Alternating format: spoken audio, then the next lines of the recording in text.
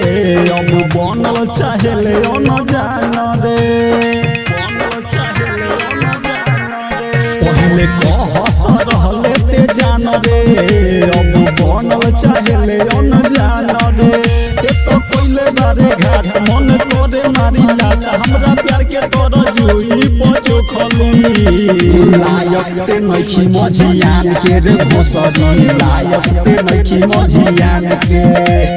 लायक ते नखी मझियान के रे भोसरी लायक ते नखी मझियान के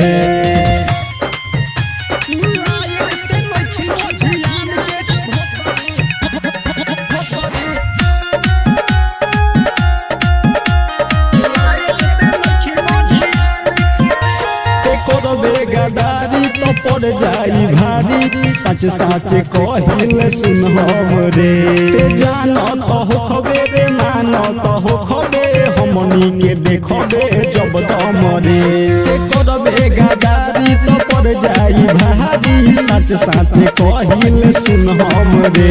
ते जानो तो हो खबे रे मानो तो हो खबे हमनी के देखबे जब दमरे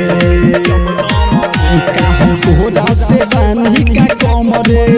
देवल चाहेले हमके जखम रे काहे कोइले प्यार हमसे कोइले इजहार दिल में नफरत के बास धर के हुरली लायक ते नखी मझियान के रे भोसरी लायक ते नखी मझियान के लायक ते नखी मझियान के रे भोसरी लायक ते नखी मझियान के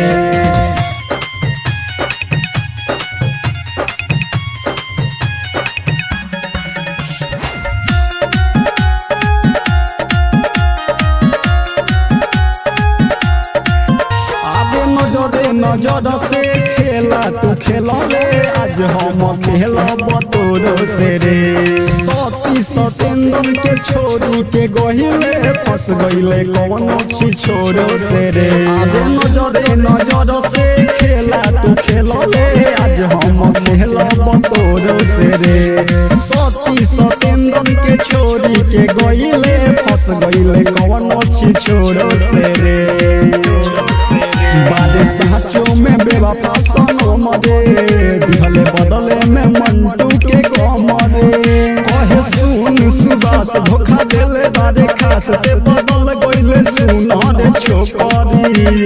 लायक ते नखी मझियान के रे भोसरी लायक ते नखी मझियान के लायक ते नखी मझियान के रे भोसरी लायक ते नखी मझियान के